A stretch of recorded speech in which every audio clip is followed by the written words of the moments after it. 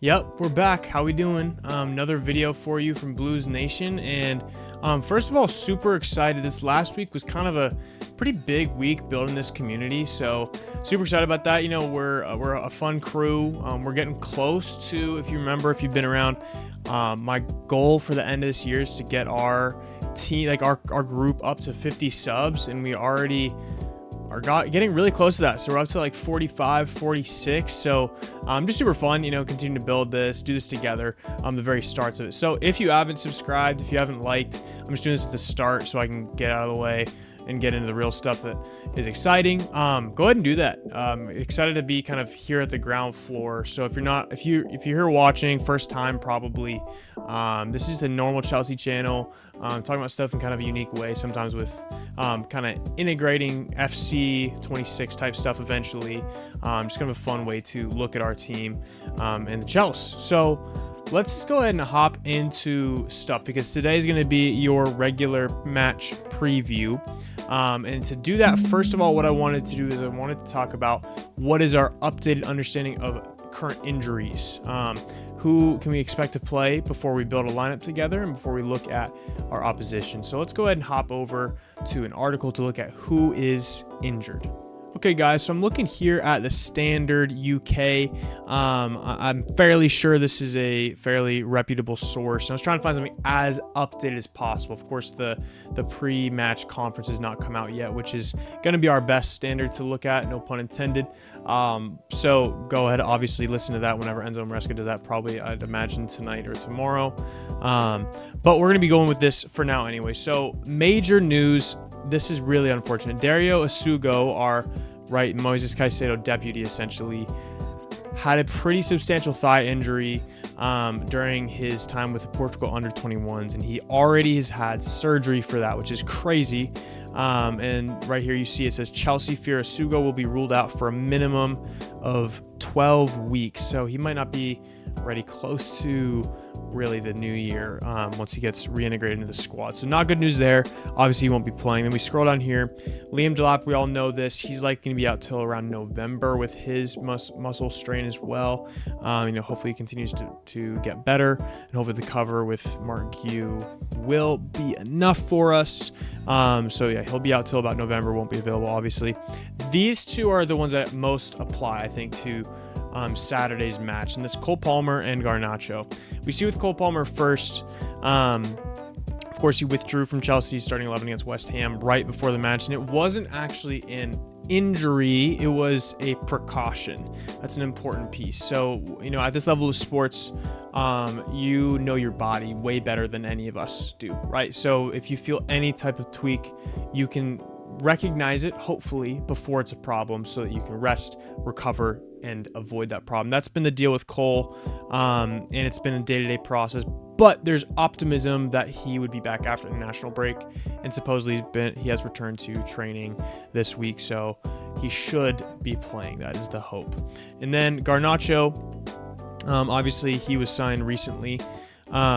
He's not, this article is emphasizing the fact that he probably will play, but probably will not play for a full 90 minutes, which of course, I don't think he's just going to waltz in and be a starter for Chelsea at all. I think he's going to need to prove it. He obviously has upside, right? Garnacho has upside as a tremendous footballer with immense skill, skill that's unique to him, right? But he needs to prove it. He needs to prove his mentality and his commitment to the team before I think he deserves to be a nailed-on starter. Absolutely. I think there'll be competition, period, for him anyway. But potential for him to get minutes, absolutely. So that's kind of your update on our major players, especially ones that there are kind of question marks on. Of course, there's your others that are out still indefinitely. I think Lavia's still out. I don't even know what to look at for him, unfortunately.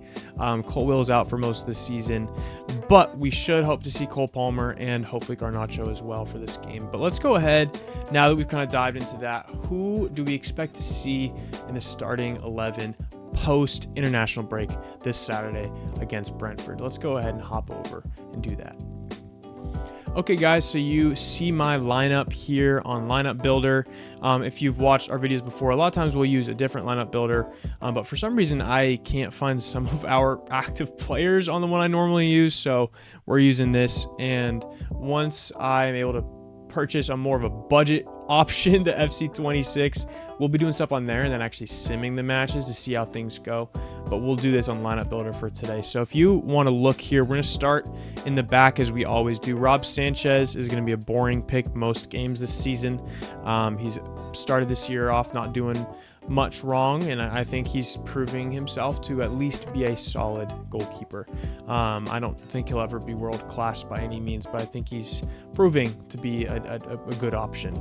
And then at right back, I have Reece James. I'm waiting for the moment when he gets back to being in every match, right, and being a starter every match, because Malo Gusto I'm a big proponent of, but Reece James I'm a bigger proponent of. And he played well in the international break. He provided a beautiful assist, his atypical bending, whipped in ball with his right foot to, I think it was Declan Rice against Andorra. He's in form. He's fit. Let's play him. And then the center back department. This gets interesting. So I have in this Trev Chalobah, who is going to be, last week I talked about him being one of our cornerstones this year. I truly believe that. He's one of our cornerstone players. But then I have Wes coming in, Wesley Fofana, and that's huge. Because remember, this is a player with, like I was mentioning with Garnacho, a very high ceiling. Wesley Fofana has, I think, one of the highest ceilings in this whole squad. But can he put it all together? Can he put in one of the major pieces for him, if not the piece for him, right, is health and consistent health, which is partially out of your control, partially not. And, you can't put blame on the guy. But in sports, that's a major factor of your success. So can he put that piece together? And he is fit, from my understanding. He's gotten minutes in the previous matches. I think this is after an international break where he was not participating in any international team performances. He should be fresh. He should be healthy. Get him on the pitch. I want this to be a time that he establishes himself, and I'll talk about that for a moment after we talk about the rest of the moment. And then on the left, we have Marc Cucurella, easy pick there. And then in the central midfield department, these would probably switch left and right, I would assume, but don't worry about that. I have Andrey Santos and Moises Caicedo. The reason for this, guys, hear me out. I love Enzo Fernandez, and there's no question of his starting position. He has it. But among the players that have to travel all the way from South America back to Europe, in a game where Brazil was playing, and I'll talk about this for a reason in a second, with Estevao was, playing a hard match against Bolivia. Argentina was playing a hard match against Ecuador and Moises Caicedo, right? Fernandez has proven to not always reacclimate the quickest of our players. I don't think he was even honestly fully acclimated from the summer, as the Premier League had to take a pause for the break. So I think he needs probably a little bit more reacclimation period to get back to full fitness. So I'm giving Andrey the start here. I think it's a perfect opportunity for him to start. Obviously, he did play, but obviously less time than Enzo would have for his international team. So those two, Andrey, prove yourself a little bit there.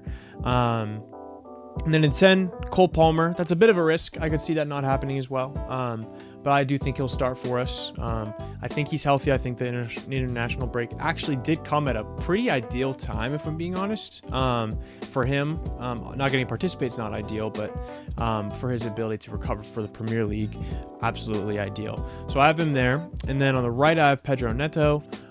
He's kind of our senior winger, so there's no surprise that he'd be starting. And on the left, might probably be a surprise, and a lot of you probably would disagree with this. I just made a video about Estevao and how wonderful of a player I think he's going to be, and that no doubt about that. I have Jamie Gittins playing here, and the reason for that is similar to what I said for Fernandez. Even with a little bit less coverage in the forward department right now, I want us to be careful with Estevao. I never will question his ability, but he's 18. His body is still developing, let alone his mentality as he's in a new country, in a new context, learning a new language, right? All these things. I don't want us to put too much burden on him too quickly, and he already is getting more burden put on him from being, an important piece of the Brazil national team, all of which are good problems. But I just think this is a good week to give Gittins a start. Say, hey, take this spot, take this opportunity, make the most of it against a not so supremely talented Brentford team. I think it's a good game for Gittins to start, to let some of those guys with longer travels reacclimate. So that's why I have on the left and right wing, and then up top, Joao Pedro. Similarly, this probably sounds kind of hypocritical, which I totally understand. I have him starting. That's out of necessity, though. If Liam Delap was here, I would give Joao Pedro the day off as well, at least the day off from starting, but Liam Delap is gone. I don't think Mark Hughes is going to be ready for a start. I'd be very surprised. So I think Joao Pedro will need to start, and then I think maybe he'll come off after 60 minutes or so, depending on how the match is going. So that's my lineup. Let's go ahead and hop over to Brentford's lineup. This is how they lined up last game out in the Prem against Sunderland. I'm not going to go over their whole lineup, but I just want to highlight a few things. So obviously Damsgaard's one of their, top tier players. Kevin Schade's decent. And they brought in a great sign. I think this is the best signing they made. Absolutely which is Kelleher in net. I think that's an upgrade from Flecken, even though Flecken was great, and he went to Leverkusen, I believe. Kelleher has been waiting to be a starter for so long. So I think that's a great signing for them. So bottom line, let's hop over and talk about a few last things. This match is going to be, I think, a pretty great one to have lined up after an international break, where you're reacclimating to things, you're getting back in the groove, all these different things, right? And it's against a team that's kind of in flux right now, in transition, right? They lost their longtime coach. They lost their longtime stalwart cornerstone players in Mbumo and Yohan Wissa. And now they're kind of retooling. They're rebuilding this whole thing from the ground up, right? New manager, losing all of your goal scoring. Like, I need to look, but it's probably, I'd imagine over 60% of their goal scoring has been lost. And they still have some decent players, but I think they've lost a lot of their spine as a team. So I think it's a great player for players like Gittins to establish himself, to say, even if I'm not starting, I am here for a reason. For Wesley Fofana to remind everybody the player that he is, the reason Chelsea spent 70 million on him, right, years ago. I think it's a great game for players to come back, get reacclimated, and get into the things. As for a score prediction, I don't expect it to be the best performance necessarily that we've ever seen, just because I think dynamics can be a little bit weird coming back from different camps, being with different people. Not that people lose chemistry that quickly, but I just think those things happen. So I don't think it's going to be by any means an absolute blowout, but I do think we'll play well. I don't think Brentford has that much firepower. I think we'll get a clean sheet. We actually have been doing fairly well with clean sheets. I think we have one of the best goal differentials right now in the Prem. I think we'll win 2-0. And as for who I think will likely score, I have a hard time not saying Joao Pedro every game now. But I am going to go ahead and say Joao Pedro is going to score. And I'm going to, a little bit of a left field shout, I'm going to say Reece James is going to get a goal. If he gets a start, I think he's getting one of those cannon blasts from outside the box with that right boot, and he's going to get us up 2-0. So anyway, guys, that is my prediction for Saturday's match. Let me know your score predictions down below. What changes would you make to your starting 11? And again, remember, make sure to leave a comment if you have specific questions or thoughts that you'd like me to interact with on these videos, because I love doing that. So leave those down below. Make sure to like and subscribe, and we'll see you guys next week.